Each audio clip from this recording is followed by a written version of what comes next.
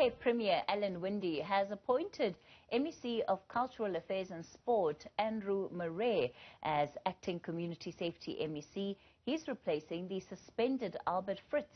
Fritz has reportedly been accused of sexually assaulting younger employees, but it's not clear whether this was during his tenure as MEC for Social Development between 2011 and 2019 or in his current tenure as Community Safety MEC. Last night, Winde's office issued a statement on the decision to suspend Fritz without divulging reasons. The DA has also confirmed that Fritz has stepped down as the Western Cape DA leader. This is the DA provincial chairperson, Yaku Lont, said in a statement the party had accepted Fritz's request to step down until the completion of the investigation into allegations levelled against him. Fritz has been the interim leader of the DA since May 2021, following the departure of Bonginkosi Madigizela in a qualifications scandal. Well, staying with that story, let's take you to the Good Party's Secretary General, Brett Heron. Brett, good evening to you. Thank you for your time. Let's talk about this investigation. The suspension last night didn't provide much detail. We now have a bit more information, but it's very little to go on. What do you know about the reasons why Albert Fritz has been suspended? Well, hi, Kathy. I think the speculation about why he's been suspended and the speculation that is circulating amongst the media and amongst political parties that it relates to sexual misconduct is fueled by the fact that the DA and the Premier have been so withholding of any information. So the statement that was issued yesterday was very cryptic, lacking in detail. And really they need to provide some explanation and some basis for the suspension so that we can stop the speculation and start to ask the hard questions like, is it related to sexual harassment? If it is this part of the jobs for PELs, a sex for jobs work problem that the leader of the Western Cape Province acknowledged in the Western Cape Provincial Parliament about a year ago, that there is a problem of sex for jobs. Are the victims being supported? And how long did the DA and the Premier himself know about these allegations? And that's part of the difficulty, because by virtue of being a public representative as MEC of Community Safety, that means that there's a level of accountability that extends beyond just the Democratic Alliance when it does want to suspend one of its members and say they're being investigated for very serious allegations and very serious matters. Well, the point is that he was suspended first as a member of the provincial cabinet, as a member of the executive council, where he serves the people of the Western Cape and not the DA.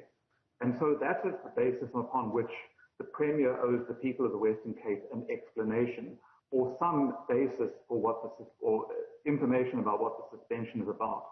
So yes, the worry that I have and what we will fight tooth and nail is that the DA makes this an internal matter where they investigate their own member themselves secretly. We cannot allow that to happen. What is the recourse that is available to a party like the Good Party in this instance?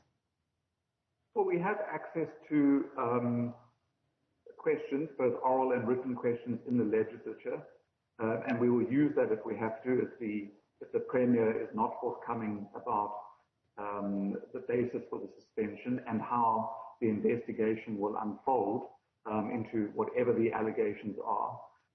And of course, we have access to the public protector, who we've used often or referred matters to often, because the MEC and the Premier are both bound by the Executive Ethics Act, which requires them to act in good faith, to act in the best interest of the people they serve, and to act with honesty and integrity. So if the Premier and his government and the DA are going to withhold information from the public, then we will use those tools that are available to us to obtain information that I think we need as legislators to conduct oversight into this. Of course, the other question that then comes out of the situation is whether or not there are other officials within the former MEC's his department that could well be implicated or affected by the nature of the investigation that has taken place against him, and how and what happens to these individuals in the interim. Well, I think that's really what prompted me to ask last night when I first saw the announcement, whether the serious allegations about his conduct relates to conduct in his office or outside of the office. And it's important for us to understand if this is about sexual misconduct, whether this is part of the sex for jobs problem or challenge or issue that the former leader of the DA in the Western Cape made reference to in the provincial parliament, because the MEC is not able to appoint people directly in his department. And so if there is a quid pro quo or a sexual harassment or a sex for job scandal, then it would involve other people in that department who certainly were appointing staff at the MEC's request. So the danger right now is that we're speculating, and I'm speculating myself, because we are operating in an absence of information, and that is what's wrong with the current situation. Brett Heron is the Good Party Secretary General. We'll leave it there for this evening.